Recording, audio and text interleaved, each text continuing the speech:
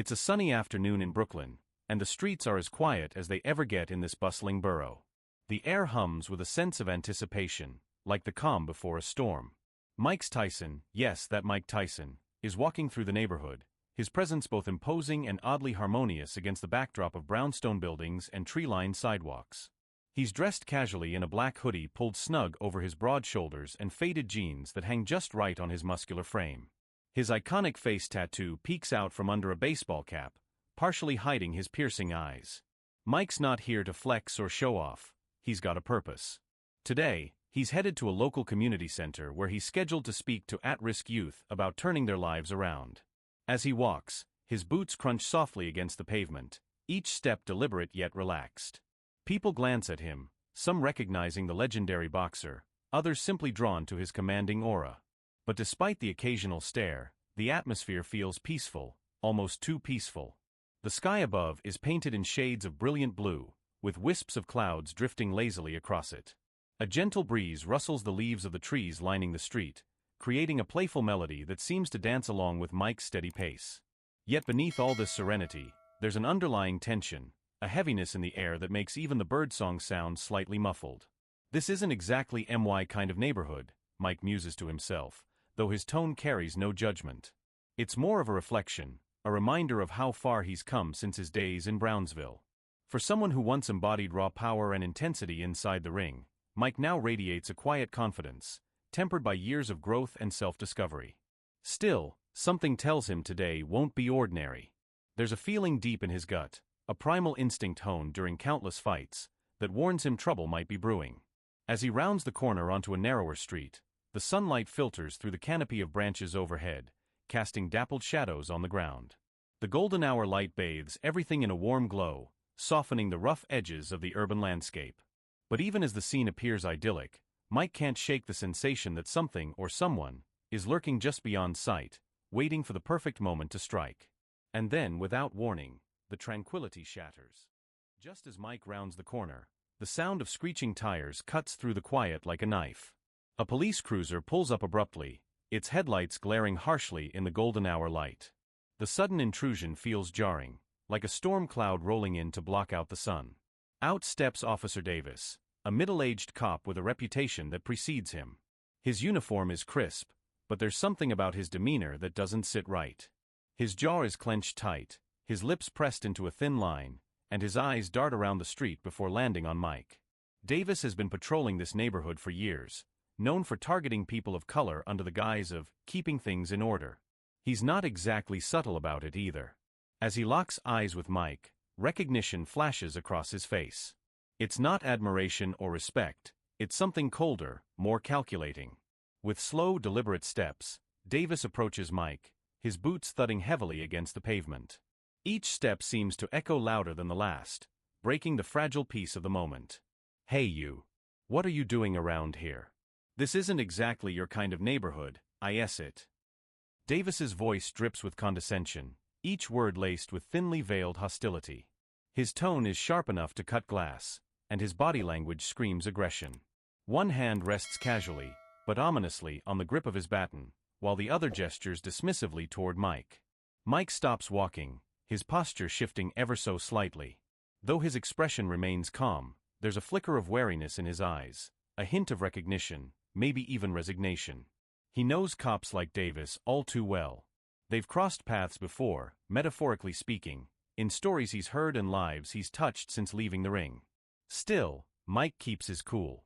"Just heading to the community center," he replies evenly, his deep voice carrying a weight that commands attention. "Got a meeting with some kids." There's no challenge in his tone, no attempt to escalate the situation. But his words carry an unspoken truth. I'm here to help, not cause trouble. Davis smirks at that, his lips curling into a sneer that makes his already severe features look even harsher. "Community center, huh? You sure you're not here for something else?" The accusation hangs in the air like smoke, thick and suffocating. His smirk widens as he takes another step closer, invading Mike's personal space. The tension between them crackles like static electricity, growing heavier with every passing second. The golden hour light that once bathed the scene in warmth now casts long, ominous shadows.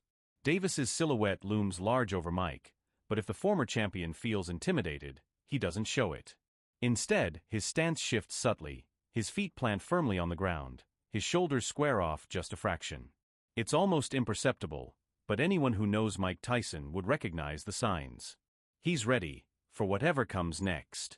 And then, Davis does something reckless. Something stupid. Davis isn't done. He's circling Mike now, like a predator testing its prey, his boots scraping against the uneven pavement with each step. The sound is sharp, almost mocking, as if he's trying to unnerve Mike. But Mike doesn't flinch. His eyes stay locked on Davis, steady and unyielding, even as the officer's tone grows more venomous. You think you're some kind of hero now? Coming into MY neighborhood, preaching to kids. Davis spits the words out like they're poison, his voice rising just enough to carry down the street. A few bystanders have started to gather, curious neighbors peeking from doorways or pausing mid-step on the sidewalk, but Davis doesn't seem to care. If anything, the audience emboldens him. Mike's response is measured, his deep voice cutting through the tension like a blade. I'm not here to preach. I'm here to help. There's no anger in his tone, no rise to Davis's bait. But there's something else there too, something harder, sharper. It's the voice of someone who's faced far worse than this and lived to tell the tale. But Davis isn't listening. He steps closer, close enough that Mike can see the beads of sweat forming along the officer's hairline despite the cooling evening air. Help, huh? You sure you're not just slumming it for the cameras? His smirk twists into a sneer, and for a moment, it feels like the world holds its breath. The golden hour light has faded further, leaving the scene bathed in softer hues of orange and gray. Shadows stretch longer, swallowing up parts of the street and casting Davis's face in an almost sinister glow. Mike's body language shifts again, subtle but unmistakable. His weight shifts slightly onto the balls of his feet, his hands hanging loose at his sides. It's not a threat, not yet, but it's clear he's prepared. Prepared for what, though? That's the question lingering in the air. And then Davis crosses a line. With a flick of his wrist, he shoves Mike lightly in the chest, not hard enough to knock him back, but enough to make a point. You think you're tough, huh? Big shot boxer. The shove is meant to provoke, to humiliate, to remind Mike, and everyone watching, that Davis holds the badge, the authority, the power. For a split second, Mike doesn't move. His expression doesn't change. Then, slowly, deliberately, he lowers his gaze to where Davis's hand had been. When he looks back up, something in his eyes has shifted. They're darker now, colder, like storm clouds gathering before the rain. Davis notices it too. For the first time since this encounter began, there's a flicker of doubt in his expression. But instead of backing down, he doubles down. Emboldened by his uniform and the badge pinned to his chest, he draws his arm back and throws a punch. The sound of flesh hitting flesh echoes through the street like a gunshot. Time seems to freeze as Mike's head snaps to the side, his baseball cap tilting slightly off-center. The crowd gasps collectively, their phones snapping up to record the moment. Davis freezes too, his fist still hovering in the air, as if he can't quite believe what he's just done. And then, silence. Heavy, suffocating silence. The punch lands with a sickening thud, the kind of sound that makes your stomach drop. Mike's head snaps to the side, but he doesn't stagger. He doesn't fall. For a moment, everything seems to stop. The murmurs of the crowd, the rustling leaves in the trees, even the distant hum of traffic fades into nothingness. All that's left is the echo of flesh meeting flesh and the heavy, suffocating silence that follows. Mike slowly turns his head back to face Davis, his movements deliberate, almost mechanical. His jaw tightens, the muscles in his neck straining against the tension. There's no fear in his eyes now, only a cold, calculated anger. It's the look of a man who has spent years mastering control, channeling raw emotion into something far more dangerous. You just made a big mistake, Mike says, his voice low and menacing, each word dripping with quiet fury. It's not loud, but it cuts through the air like a knife, sending a chill down the spines of everyone watching. Even Davis feels it. He takes a step back instinctively, his earlier bravado crumbling under the weight of what he's unleashed. But it's too late. The line has been crossed, and there's no going back. Davis, realizing the gravity of the situation, tries to regain some semblance of authority. He reaches for his baton, his hand trembling slightly as he fumbles with the holster. The movement is clumsy, betraying his nervousness. Mike watches him intently, his body coiled like a spring, ready to react at a moment's notice. The crowd, which had been silent up until now, begins to murmur again. Some shout encouragements to Mike, while others express disbelief at Davis's actions. "He started it," someone yells, their voice cutting through the tension. Another voice adds, "That cop's always causing trouble." The atmosphere shifts from shock to anticipation, the energy palpable. Mike's stance remains firm, his feet planted solidly on the ground. His hands hang loosely at his sides, but there's a readiness in his posture, a subtle shift that only those who know him well would recognize. His breathing is steady, controlled, as if he's preparing himself mentally for what's to come. Davis, sensing the growing unrest among the bystanders, attempts to assert dominance once more. He takes a hesitant step forward, his baton now drawn, but his confidence is visibly shaken. His eyes dart around, gauging the reactions of the crowd, searching for any sign of support. But all he finds are glares of disapproval and phones recording every move he makes. Mike's expression hardens further, his eyes narrowing as he assesses the situation. He knows this isn't just about him anymore, it's about standing up for what's right, about showing these kids that they don't have to tolerate injustice. And then, without warning, Davis lunges forward, swinging the baton wildly. But Mike is faster. With lightning speed, he grabs Davis's wrist, twisting it until the baton clatters to the ground. The sound reverberates through the street, drawing gasps from the onlookers. Davis, caught off guard by Mike's quick reflexes, stumbles backward, his balance faltering. Mike doesn't let go. Instead, he applies pressure, forcing Davis to his knees. The officer's face contorts in pain, his earlier arrogance replaced by sheer panic. The crowd erupts in cheers and applause, their voices rising in unison. Phones flash as people capture the moment, knowing they're witnessing something monumental. Mike stands over Davis, his expression a mix of pity and fury. He doesn't gloat, doesn't revel in his victory. Instead, he looks down at Davis with a sense of disappointment, as if to say, this didn't have to happen. The air crackles with energy as Mike stands over Davis, his towering figure casting a long shadow across the pavement. The crowd's cheers are deafening now, their voices rising in waves of approval and disbelief. Phones flash like strobe lights, capturing every second of this surreal moment. But Mike doesn't bask in the attention. His focus remains razor-sharp, locked on Davis, who's still kneeling, clutching his wrist and gasping for breath. Davis looks up at Mike, his face flushed with humiliation and pain. For the first time, there's no arrogance in his expression, just fear. Fear of what Mike might do next, fear of the crowd turning against him, and perhaps even fear of himself. He tries to speak, but the words catch in his throat. Instead he stammers, I was just doing my job. The excuse falls flat, drowned out by the jeers of the crowd. Your job. Mike's voice cuts through the noise like thunder, low and commanding. Your job is to protect people, not hurt them. His words hang heavy in the air, resonating with everyone present. It's not just about Davis, it's about every cop who's ever abused their power, every authority figure who's ever preyed on the vulnerable. Mike's tone isn't vengeful, it's instructional, almost fatherly. He's not here to destroy Davis, he's here to teach him, and everyone else watching, a lesson they won't soon forget. The crowd erupts again, shouting their agreement. That's right, one man yells, pumping his fist in the air. A woman nearby adds, you tell him, Mike. Their support fuels the moment, turning it into something bigger than just a confrontation between two men. This is a reckoning, a moment where justice feels tangible, alive, and within reach. But Mike isn't done yet. He releases Davis's wrist, letting the officer stumble back onto his feet. Davis staggers, clutching his injured hand, his uniform rumpled and stained with dirt from the pavement. Mike takes a step back, giving him space, but not out of respect. It's more like he's offering Davis a chance to walk away, to salvage whatever dignity he has left. Davis hesitates, his eyes darting around wildly. The crowd has closed in slightly, forming a loose semicircle around the pair. Their phones are still recording, their expressions a mix of awe and disdain.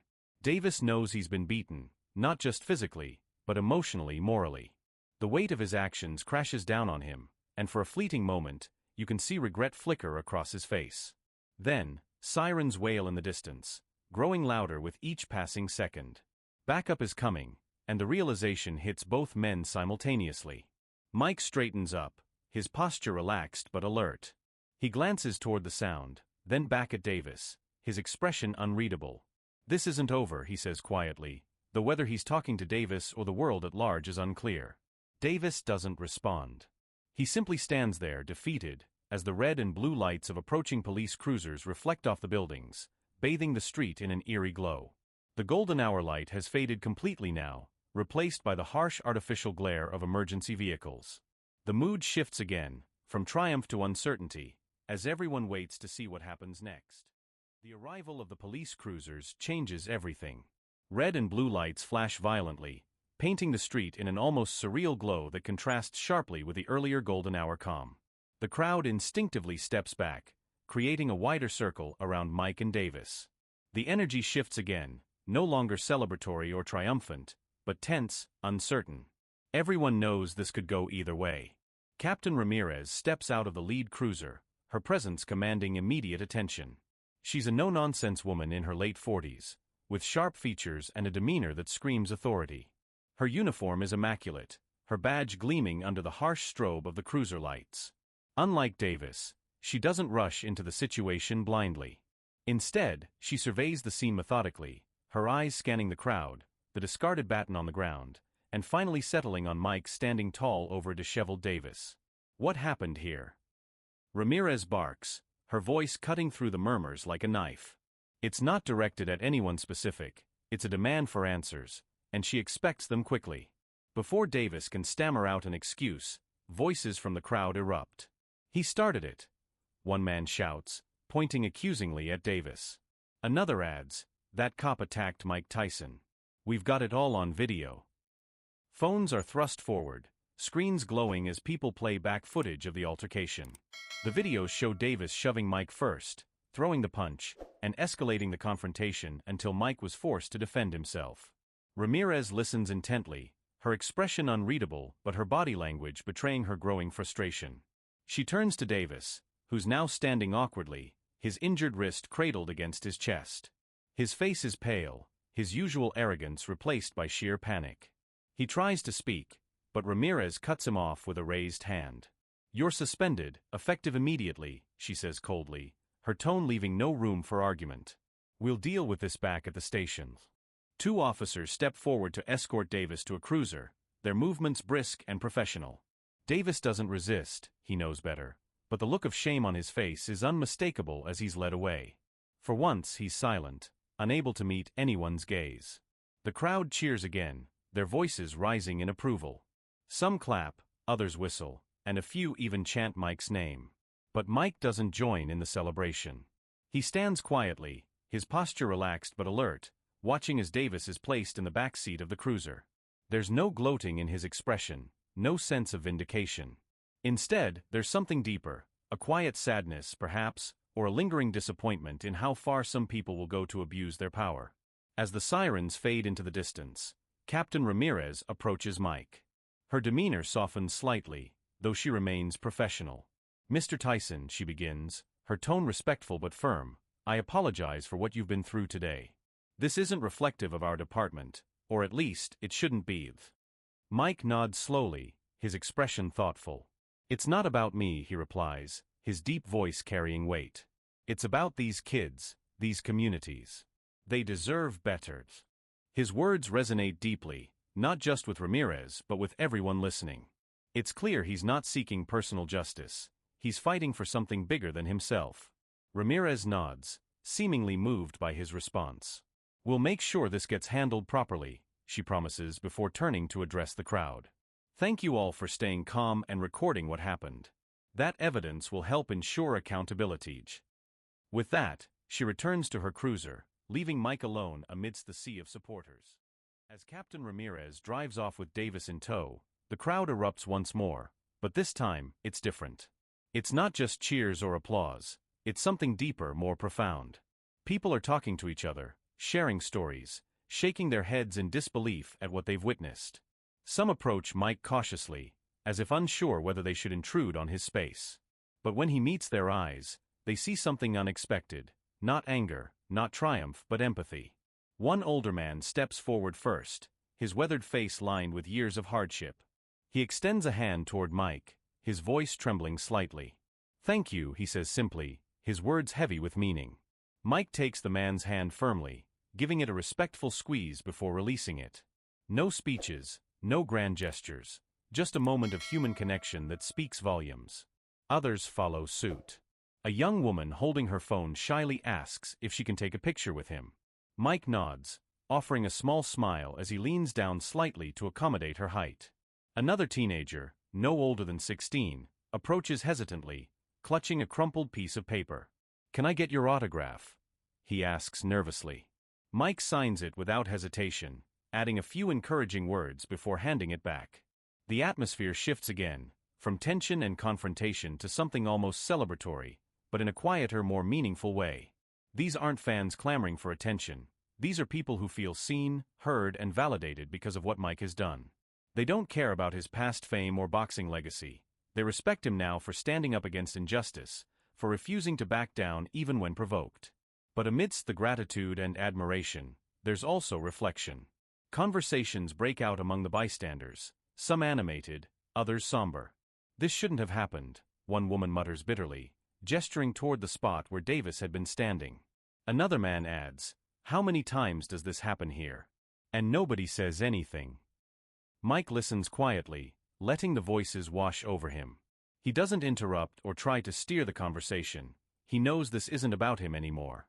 This is about them, about their community, about the change they want to see. His presence has sparked something, a fire, a hope, a determination to fight back against systemic oppression. Finally, someone shouts, "We need to do something." The suggestion hangs in the air, electrifying the crowd. Heads nod in agreement, murmurs turning into plans. Someone suggests organizing a march, another proposes starting a petition to demand accountability within the police department. Ideas flow freely, fueled by the momentum of the moment. Mike watches silently, his expression thoughtful but approving. When the chatter dies down slightly, he raises a hand to signal for quiet. The crowd obeys instantly, their attention snapping back to him like magnets drawn to steel. "This isn't about me," he begins, his deep voice carrying effortlessly despite the lack of amplification. "This is about you. About your voices. About making sure no one gets treated like this ever again." His words resonate deeply, punctuated by nods and murmurs of agreement. You have the power to make a difference. Don't let today be the end, it's just the beginning. The crowd erupts again, this time with renewed energy. Cheers ring out, fists pump into the air, and chants begin to form. "No justice, no peace," echoes through the street, growing louder with each repetition. Mike steps back, allowing the moment to belong fully to the people. His work here is done, for now. As the crowd's energy reaches a fever pitch, the sound of additional sirens grows louder. More police cruisers arrive, their red and blue lights slicing through the dimming twilight like blades. This time, however, the officers step out cautiously, clearly aware of the charged atmosphere. Captain Ramirez had radioed ahead, ensuring that reinforcements understood the sensitivity of the situation. These weren't here to escalate, they were here to de-escalate. The senior officer in charge, Lieutenant Harris, is a tall, broad-shouldered man with graying temples and a calm demeanor. His presence commands respect without intimidation. He moves deliberately, his hands visible and open as he approaches Mike and the crowd. Unlike Davis, there's no arrogance in his posture, only professionalism tinged with an air of humility. "Everyone please," Lieutenant Harris says, his voice firm but measured. "Let's keep this peaceful. We're here to listen, not to provoke." His words seem genuine, and the crowd responds accordingly, their chants softening into murmurs. Phones remain raised, recording every move, but the tension begins to ease slightly. Lieutenant Harris turns to Mike, extending a hand. "Mr. Tyson, I'm sorry for what you've experienced today. Can we speak briefly?" Mike studies him for a moment, searching for sincerity in his eyes. Finding it, he nods and steps aside, allowing them to talk privately while the crowd watches intently. Their conversation is brief but meaningful. Mike recounts the events calmly, emphasizing the need for accountability, not just for Davis, but for systemic issues within the department. Lieutenant Harris listens attentively, nodding occasionally. When Mike finishes, Harris exhales deeply, his expression grave. "You're right," he admits. This goes beyond one bad apple. We'll do everything in our power to address this, and we'll start by reviewing all complaints against Officer Davis. Mike doesn't respond immediately. Instead, he looks past Harris at the crowd, now buzzing with anticipation. They've been watching silently, waiting to see if justice will truly be served. Finally, Mike speaks, his voice low but clear enough for those nearby to hear. It's not about me getting justice, it's about them. He gestures toward the crowd.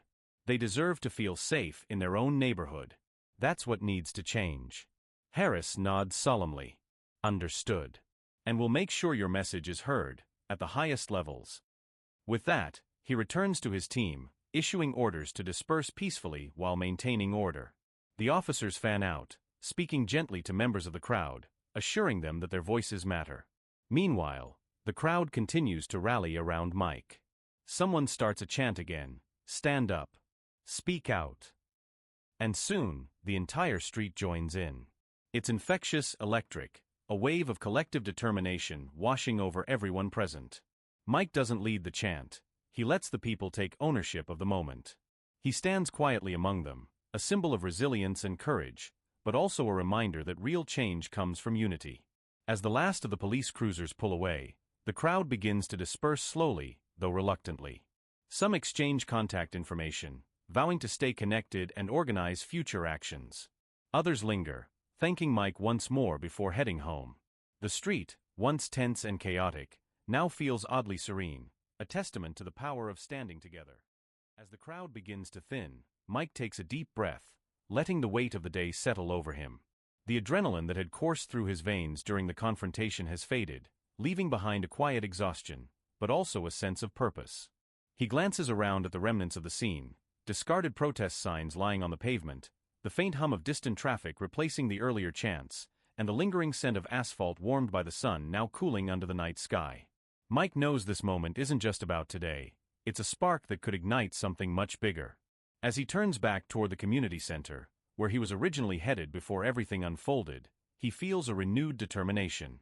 These kids need to hear what happened here tonight, not because it involves him, but because it shows them that standing up for what's right is possible, even when the odds seem insurmountable. When he finally arrives at the center, the doors are already open. Inside, a small group of teenagers sits in folding chairs arranged in a loose circle, their faces lighting up as they recognize him. Word travels fast in neighborhoods like this, and it's clear someone has already told them snippets of what went down outside. But Mike doesn't come in boasting or seeking praise.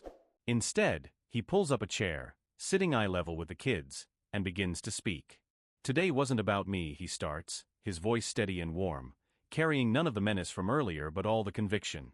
It was about standing up when someone tries to push you down. It was about saying no to injustice, not with hate, but with courage. His words resonate deeply, especially with the teens who've grown up watching authority figures abuse their power without consequence. One boy, no older than 15, raises his hand hesitantly. "But what if we're scared?" he asks, his voice barely above a whisper. Mike leans forward slightly, locking eyes with the young man. "Being scared doesn't mean you're weak," he replies. "It means you're human. But courage isn't about not being afraid, it's about doing what's right even when you are afraid." The room falls silent, the gravity of his words sinking in. Another teen speaks up, her voice trembling but resolute. "What if nothing changes? What if they just keep coming after us?" Mike exhales slowly, nodding as if he expected the question. "Change doesn't happen overnight," he says. "But it does happen when people refuse to stay silent. You have voices. Use them. Together, you can make things better." His message strikes a chord. By the end of the talk, the teens are buzzing with ideas, starting a youth council, organizing workshops on civil rights, even planning a mural project to honor victims of police brutality.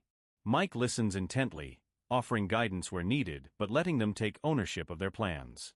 This isn't his fight anymore, it's theirs. As the evening winds down and the last of the kids file out, Mike lingers for a moment, staring at the empty chairs. He thinks about how far he's come, from the streets of Brownsville to the boxing ring, and now to this humble community center. Life has thrown its share of punches his way, but tonight proved something important. Sometimes, the hardest battles aren't fought with fists, they're fought with heart. As Mike steps out of the community center, the streets are quieter now, bathed in the soft glow of streetlights. The golden hour warmth has given way to the cool embrace of night, and the air carries a sense of calm, almost as if the neighborhood itself is taking a collective breath after the storm. But this isn't the end, it's the beginning of something far greater. Word of what happened earlier has spread like wildfire, not just through Brooklyn, but across social media platforms, news outlets, and conversations in homes and workplaces nationwide. Videos of the confrontation have gone viral, racking up millions of views within hours. Hashtags like #StandWithMike and #JusticeForAll trend globally, sparking debates about police accountability, racial profiling, and systemic injustice. People who had never heard of Mike Tyson outside the boxing ring now know him as a symbol of courage, a man who stood tall when others might have backed down. But for Mike, the attention isn't what matters. What resonates with him most is the ripple effect, the way his actions have inspired others to take a stand. Messages pour in from all over the world, parents thanking him for being a role model, activists sharing stories of how his words fueled their protests, and young people vowing to use their voices for change. It's humbling, overwhelming even, but also deeply fulfilling. Back on the streets of Brooklyn, the energy feels different tonight. Neighbors who once avoided eye contact now greet each other warmly, exchanging nods and smiles as they walk their dogs or head home from work.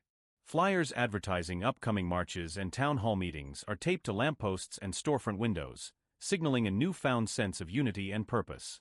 Even the graffiti on the walls seems brighter, more hopeful, with messages like "We rise together," painted in bold colors. Mike walks slowly, savoring the quietness of the moment.